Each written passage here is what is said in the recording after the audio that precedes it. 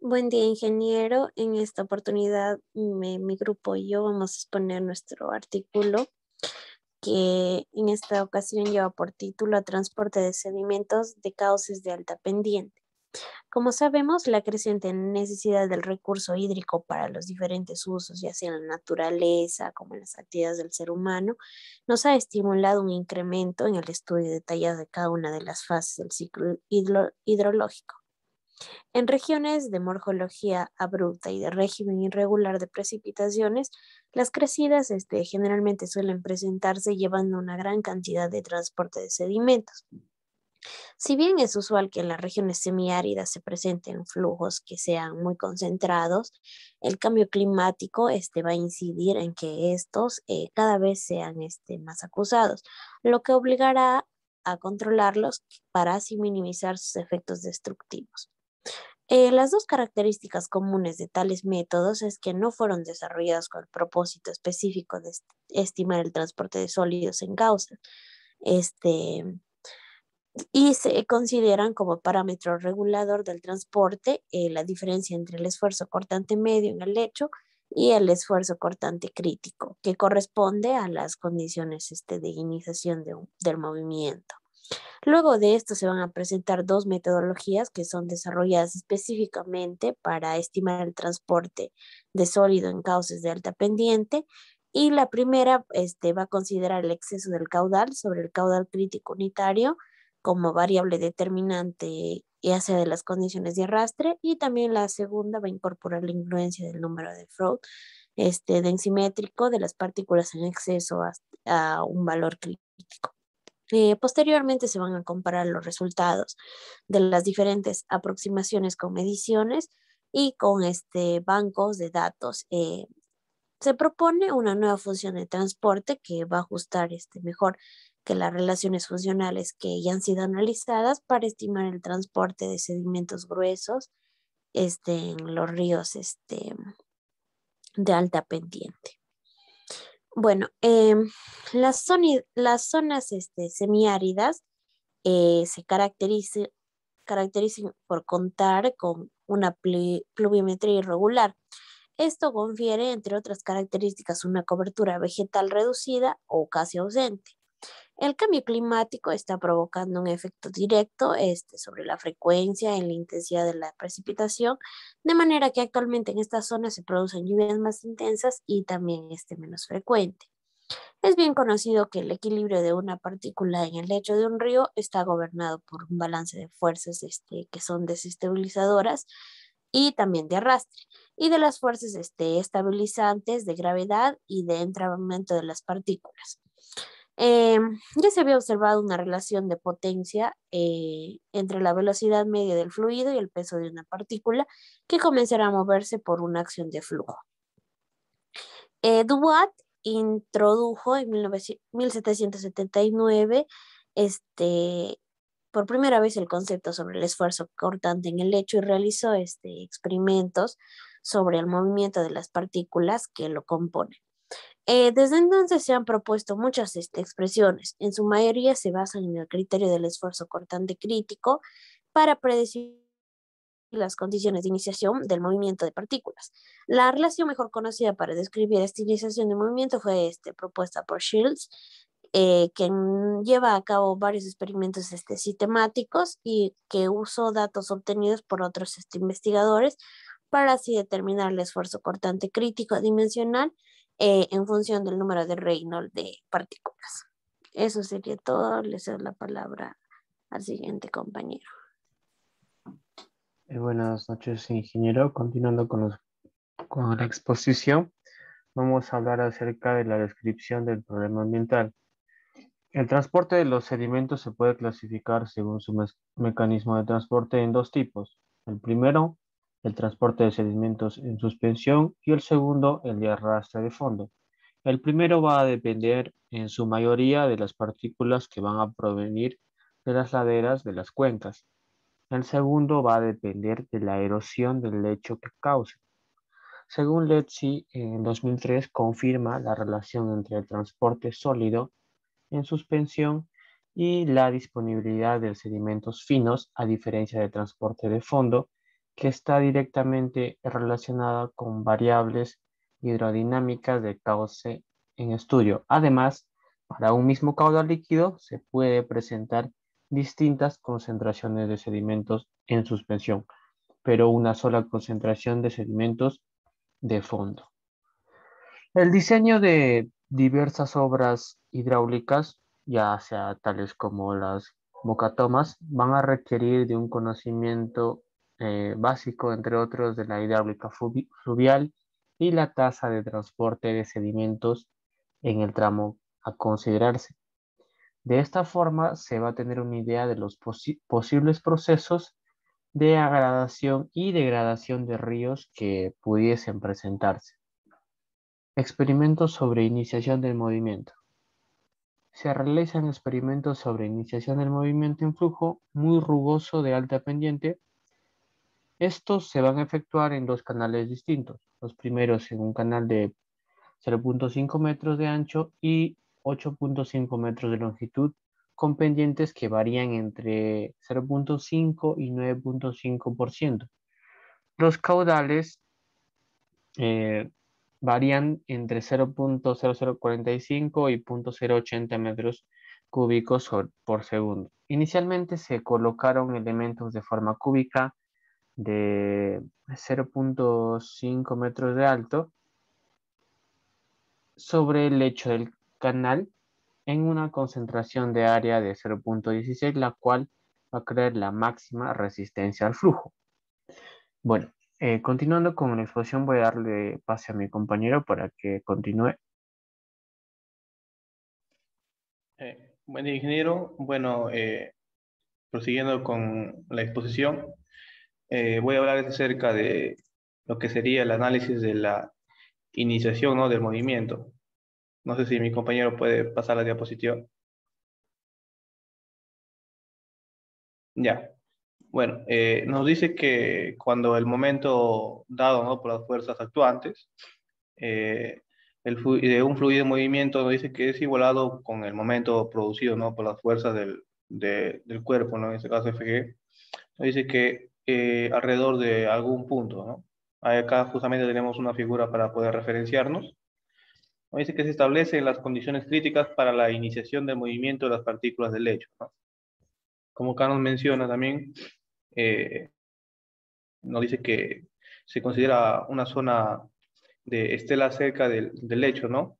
Y se supone que en un primer grado de aproximación, también una velocidad media de cerca del lecho del valor constante, ¿no? Los cuales nos dice que las condiciones críticas se establecerán, ¿no?, para un U1, que es igual a un U1C, ¿no? Precisamente cuando acá nos presentan esta igualdad, ¿no? Esta, se puede decir, una fórmula no presentada, donde la parte del PS nos dice que es la densidad de las partículas sólidas, el ángulo θ nos dice que es un ángulo longitudinal, ¿no?, del lecho del canal, el símbolo ρ nos dice que es el ángulo de fricción de las partículas del lecho, y nos dice que la parte del S sub 1 y S sub 2 son factores que dependen, ¿no?, de la velocidad del fluido, ¿no?, que nos dice que es del próximo al lecho y la forma de las partículas. Ya, a ver si... Ya, nos dice que también... nos dice que, por lo tanto, no se puede mostrar, ¿no?, en el modelo acá como nos menciona, para una Y es igual a un beta por D, ¿no?, que se tiene la velocidad crítica donde el uso 1, como acá nos podemos observar, ¿no?, donde nos dice que donde para una constante K, que sería de 0,4, que sería una constante universal presentada por Bohr-Karman, nos dice que el alfa es el factor de textura y el B es una función aditiva, ¿no?, que se aproxima a un valor de 8,5, ¿no?, de acuerdo a un alto número de Reynolds de las partículas, ¿no? La parte del U por C, ¿no?, dice que es la velocidad de corte crítica que se puede ser expresado, ¿no?, ya sea como U sub C entre la parte de C sub C. También tenemos,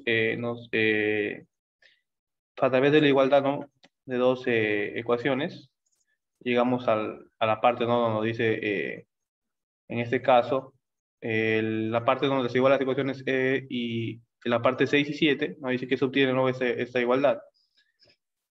la cual podemos decir, ¿no?, que el alfa, beta y el rho sub i depende también de la forma y del tamaño relativo, ¿no?, de los elementos y de las condiciones del flujo, ¿no? Y una formulación para el número de flow, ¿no? A ver, pasa al siguiente diapositiva, compañero.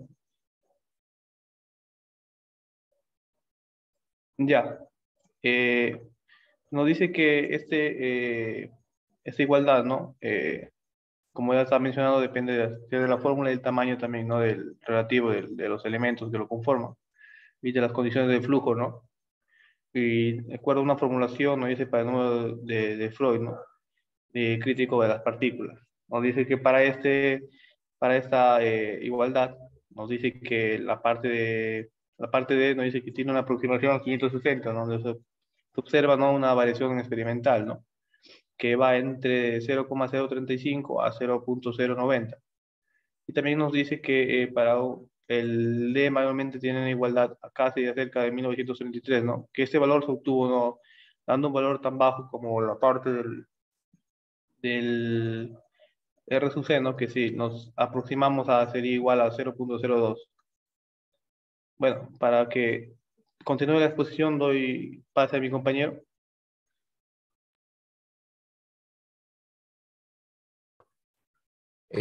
Siguiente diapositiva. Ya, se presentan gráficos de esfuerzos cortantes adimensionales para los datos mencionados, donde esa es la pendiente media de energía contra el número crítico de Reynolds.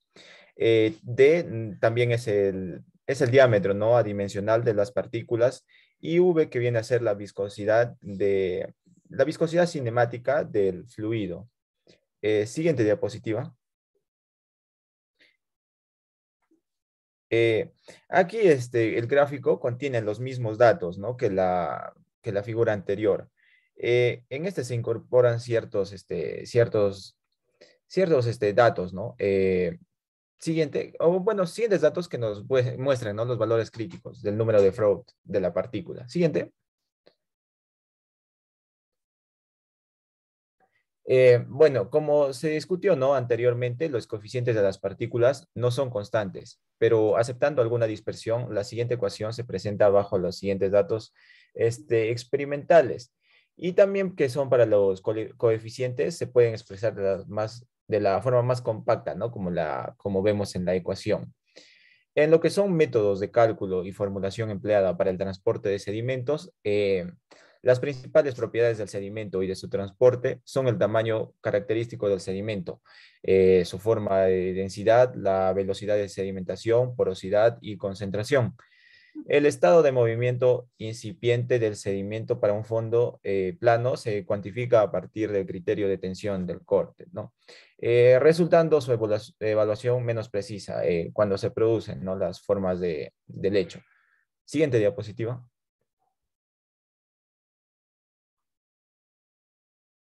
Ya, en lo que es la mayoría de las aproximaciones utilizadas se pueden reducir a una correlación, ¿no?, entre el parámetro del transporte de sedimentos, un phi, y un parámetro de flujo, que es un psi.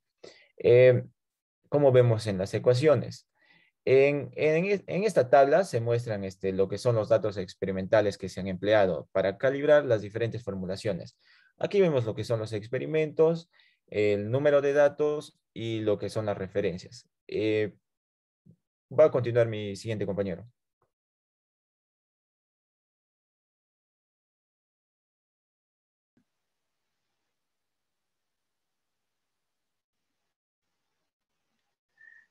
Bueno, buenas noches, ingeniero. Soy Roberto Cervantes. Vamos a continuar con la exposición. Experimentos sobre el transporte. Bueno, para este experimento nosotros vamos a ver los siguientes pasos. Eh, el primer paso es fijar la pendiente del canal, a la cual corresponde un canal crítico. Esto para cada una de las partículas de sedimentos. El segundo paso sería una vez se ha verificado el caudal crítico correspondiente, se procede a abrir la llave de paso hasta alcanzar un caudal superior. Para el flujo establecido se produce un movimiento de material que es atrapado en las trampas de sedimentos.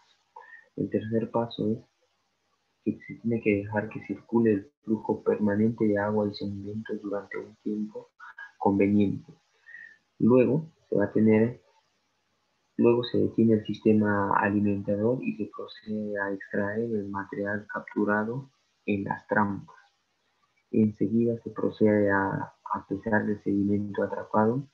Con el peso específico del material se determina el caudal de sedimento. El cuarto paso sería que se repite de nuevo el proceso a partir del paso 2, incrementando el caudal progresivamente. Se logra así un grupo de ensayos de transporte para cada pendiente. Siguiente diapositiva, compañero. Bueno, el último paso consta de, una vez terminados los ensayos, se procede a cambiar las pendientes para efectuar un nuevo experimento. El proceso repite el número de veces planificado. Ya como que al rutinario se vuelve, ¿no? Bueno, para ello vamos a ver también el análisis de los resultados, donde la desviación media de EB va a ser igual a 100 multiplicado por el valor absoluto de el transporte dimensional experimentado sobre el transporte eh, adimensional calculado menos 1. Aquí vemos cada una de sus representaciones en la primera ecuación. En la segunda ecuación vamos a ver que la desviación media de sub EV va a ser igual a ¿qué? Va a ser igual a la función F1 de PD. Bueno, y esto es, como es una función, va a ser en función de PD y en función de la ecuación que se analiza, ¿no? Eso sería todo de mi parte, del paso al siguiente compañero.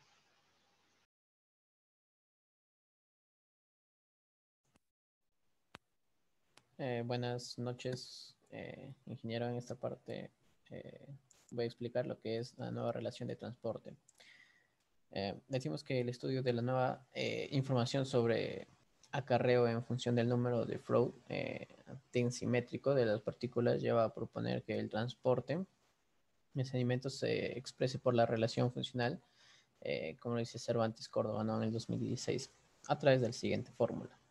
También se encontró que la mejor estructura de la relación experimental está dada por la expresión presentada en la siguiente figura, ¿no? Donde tenemos discrepancias entre las relaciones de transporte para los datos que se están analizando. Siguiente diapositiva, compañero. Bien, en esta figura podemos ver lo que es la estimación del transporte en función del número de Freud densimétrico de las partículas, del coeficiente de Chessy y lo que es la pendiente. Siguiente diapositiva, compañero. Y bueno, en conclusión podemos verificar que los flujos de altas pendientes en lo que son los cauces muy rugosos no son válidos el criterio de un esfuerzo cortante crítico del hecho para definir la iniciación del movimiento de partículas, lo que son partículas grandes, el diámetro mayor a 10, que se propone un criterio para determinar las velocidades críticas medias asociadas con la iniciación.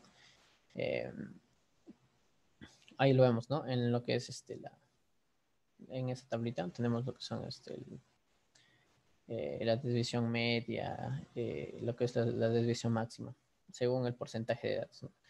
Así, con base en datos de experimentos convalidados, se determina que el transporte de sedimentos gruesos es función del número de Freud densimétrico de la partícula, así como de la pendiente de la línea de energía y del coeficiente de Chessy adimensional. Y bueno, eso sería toda nuestra exposición.